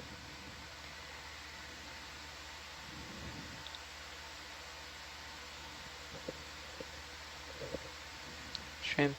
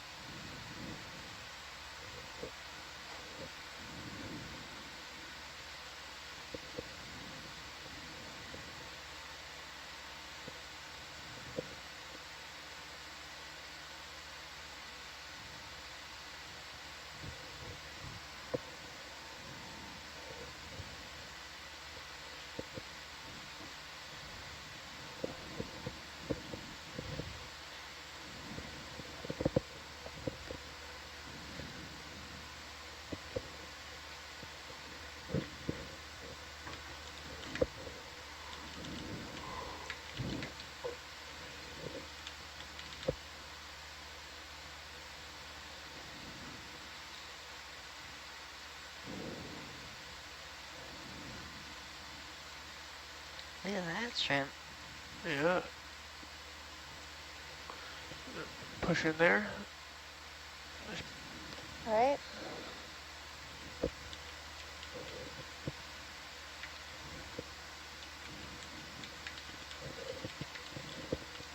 It's a cool shrimp. It's kind of a bit larger. It is. It's really large. Yeah. And it's filter feeding. So it has its head up sort of into the... Yeah, so you see like the first